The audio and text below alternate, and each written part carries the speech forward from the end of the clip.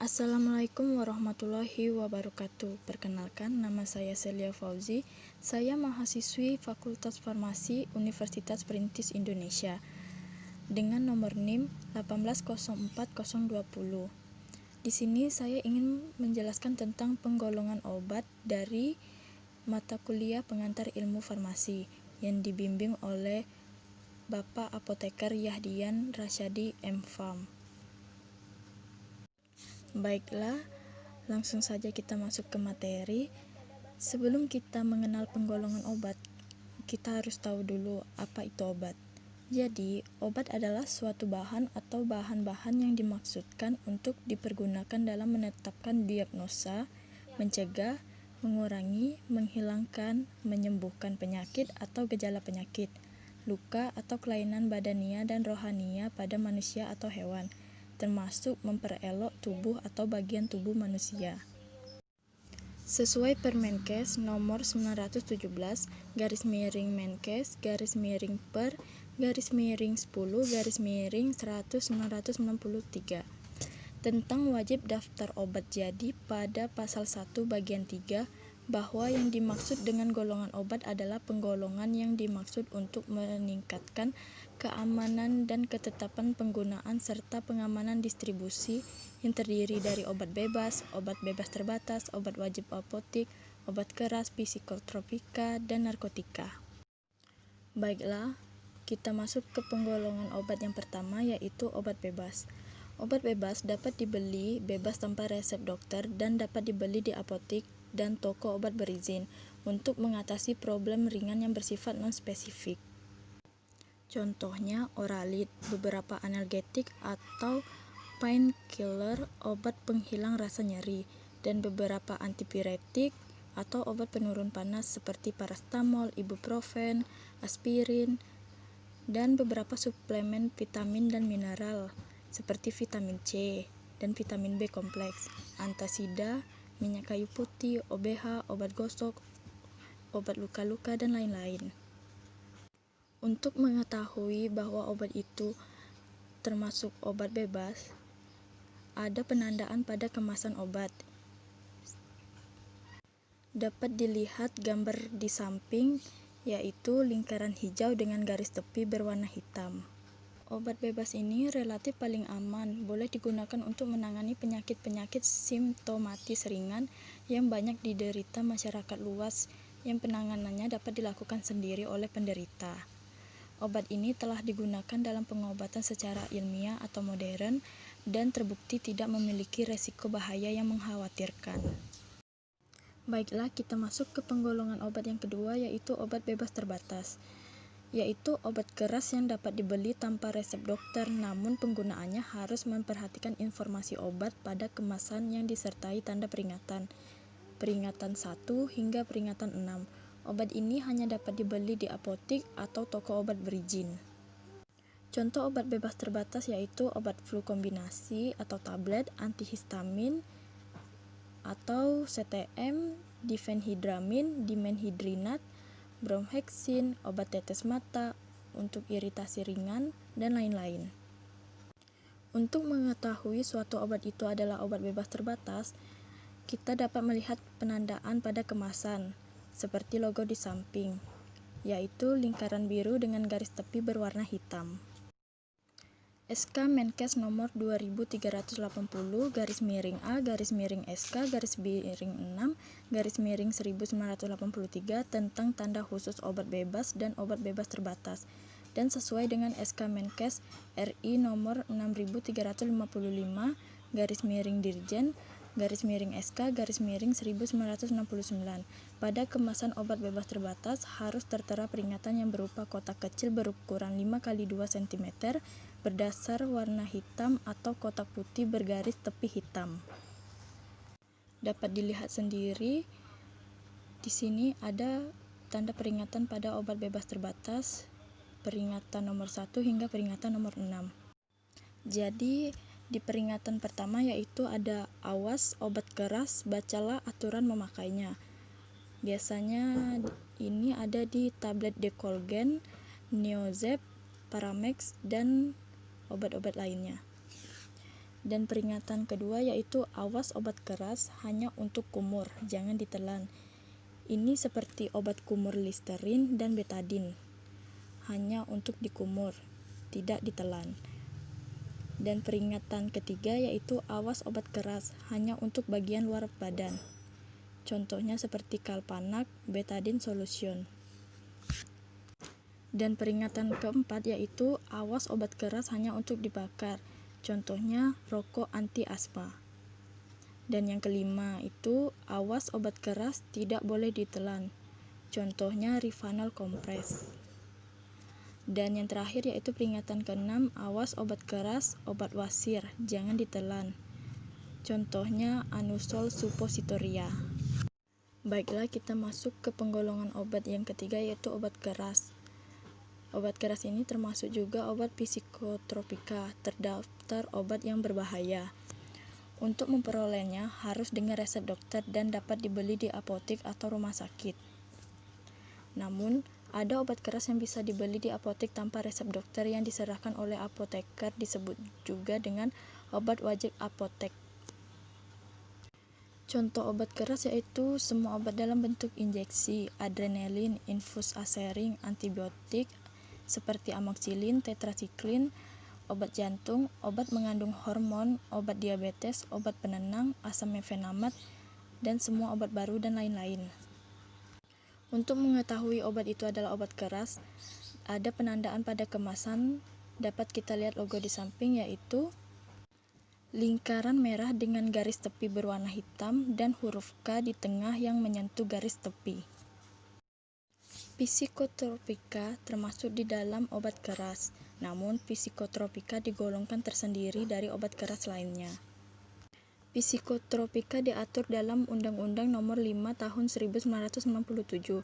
Psikotropika adalah zat atau obat baik alamiah maupun sintetis, bukan narkotika, yang termasuk obat keras, tetapi bedanya dapat berkhasiat psikoaktif dengan mempengaruhi susunan saraf pusat yang menyebabkan perubahan khas pada aktivitas mental dan perilaku, mempengaruhi aktivitas fisikis. Contoh psikotropika yaitu lisergid asid diatilamin, psilocybina, metilen dioksimetamfetamin, amfetamin, diazepam, dan lain-lain. Psikotropika memiliki 4 golongan. Yang pertama yaitu golongan 1 yang hingga sekarang hanya ditunjukkan untuk ilmu pengetahuan, dilarang diproduksi dan tidak digunakan untuk pengobatan terapi serta mempunyai potensi amat kuat mengakibatkan sindroma ketergantungan. Contohnya ekstasi, sabu metilen dioksimetamfetamin, dan lain-lain. Golongan kedua yaitu psikotropika yang berkhasiat pengobatan dan dapat digunakan dalam terapi atau untuk tujuan ilmu pengetahuan serta mempunyai potensi kuat mengakibatkan sindrom ketergantungan. Contohnya amfetamin, metamfetamin atau sabu, metakualon.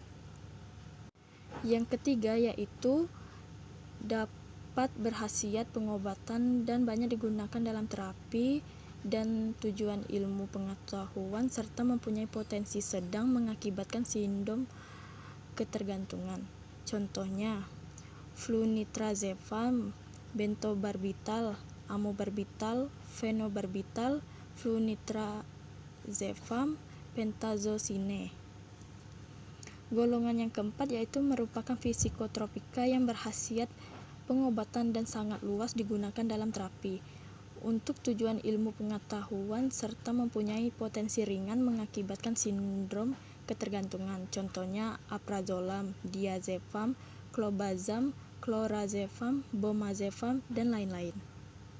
Golongan obat keras ini sangat berbahaya jika pemakaiannya tidak berdasarkan resep dokter, tidak memperhatikan dosis, aturan pakai, dan peringatan. Obat ini mempunyai khasiat mengobati, menguatkan, membaguskan, mendesinfeksikan, dan lain-lain.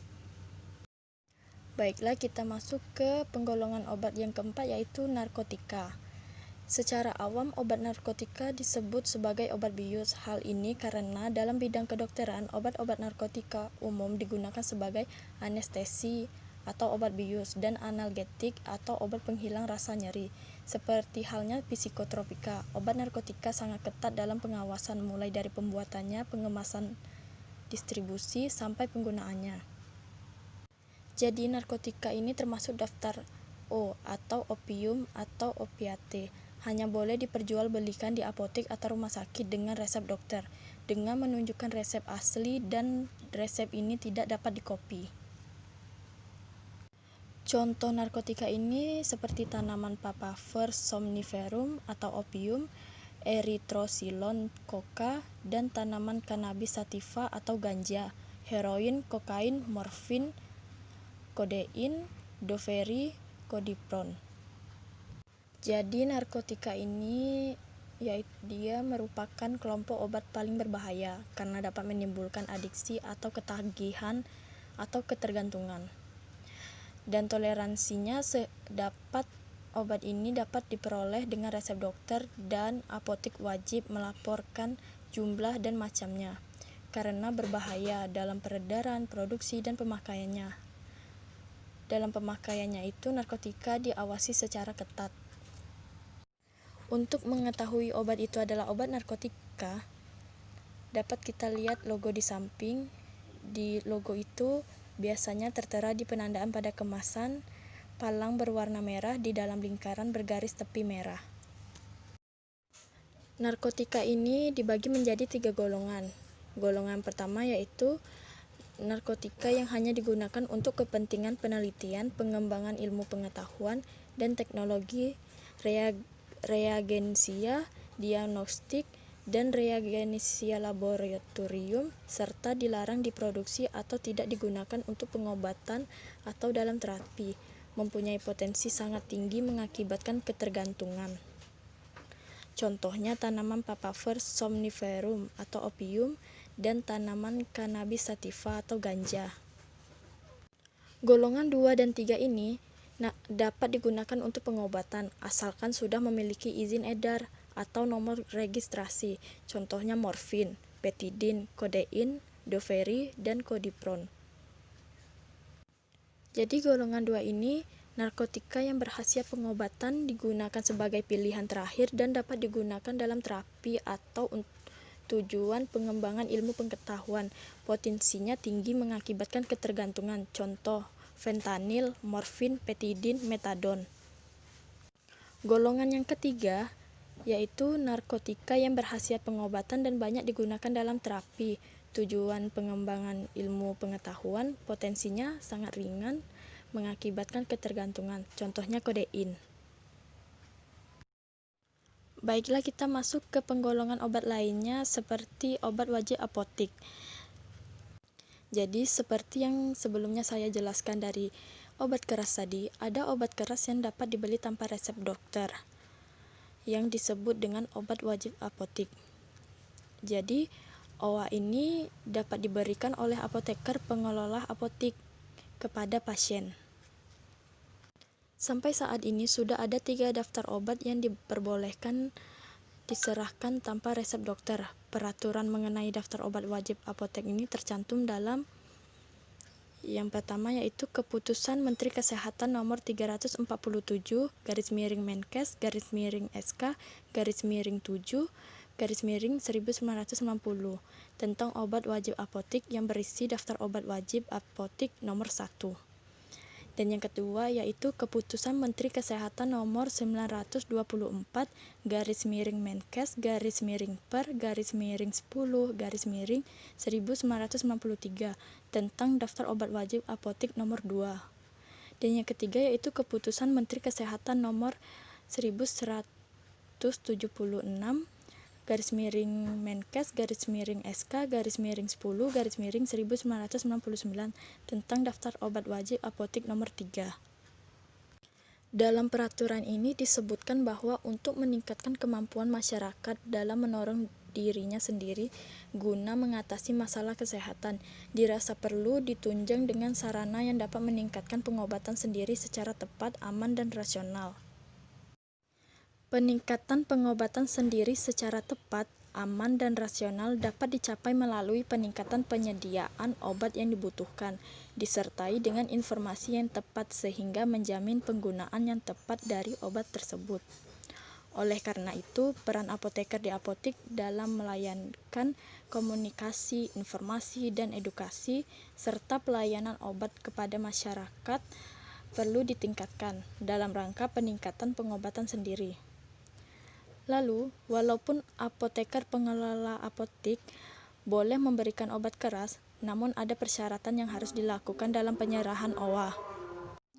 Jadi, persyaratan yang harus dilakukan dalam penyerahan OA itu ialah apoteker wajib melakukan pencatatan yang benar mengenai data pasien, seperti nama, alamat, umur, serta penyakit yang diderita. Yang kedua yaitu apoteker wajib memenuhi ketentuan jenis dan jumlah yang boleh diberikan kepada pasien. Contohnya hanya jenis oksitetrasiklin salep saja yang termasuk OA dan hanya boleh diberikan 1 tube. Yang ketiga yaitu apoteker wajib memberikan informasi obat secara benar mencakup indikasi, kontraindikasi, cara pemakaian, cara penyimpanan, dan efek samping obat yang mungkin timbul, serta tindakan yang disarankan bila efek tidak dikehendaki tersebut timbul. Tujuan OA adalah memperluas keterjangkauan obat untuk masyarakat, maka obat-obat yang digolongkan dalam OA adalah obat yang diperlukan bagi kebanyakan penyakit yang diderita pasien. Antara lain yaitu obat antiinflamasi seperti asam mefenamat, obat alergi kulit seperti salep hidrokortison, infeksi kulit dan mata, anti-alergi sistemik, obat KB hormonal. Sesuai Permenkes nomor 919/Menkes/per/10/1993, kriteria obat yang dapat diserahkan yaitu tidak dikontraindikasikan untuk penggunaan pada wanita hamil, anak di bawah usia 2 tahun, dan orang tua di atas 65 tahun. Yang kedua yaitu pengobatan sendiri dengan obat dimaksud tidak memberikan resiko pada kelanjutan penyakit. Yang ketiga, penggunaannya tidak melakukan cara atau alat khusus yang harus dilakukan oleh tenaga kesehatan. Yang keempat, penggunaannya diperlukan untuk penyakit yang prevalensinya tinggi di Indonesia. Yang kelima yaitu obat dimaksud memiliki rasio khasiat keamanan yang dapat dipertanggungjawabkan untuk pengobatan sendiri. Nah, ini ada tabel contoh obat wajib apotek, dapat dilihat sendiri. Contoh obatnya asam mefenamat dengan indikasi antiinflamasi dan analgesik, dan jumlah yang boleh diberikan yaitu 10 tablet. Lalu salep hidrokortison dengan indikasi anti-alergi topikal, jumlah yang boleh diberikan 1 tube. Lalu obat KB, indikasinya antifertilitas, jumlah yang boleh diberikan 1 siklus 28 hari. Baiklah, mungkin hanya sampai sini saja penjelasan saya tentang penggolongan obat. Jika masih banyak yang kurang, saya mohon maaf. Dan jika ingin tahu lebih lanjut tentang obat atau kefarmasian, yuk gabung dengan kami di Fakultas Farmasi Universitas Perintis Indonesia. Baiklah, sampai sini dulu. Terima kasih. Assalamualaikum warahmatullahi wabarakatuh.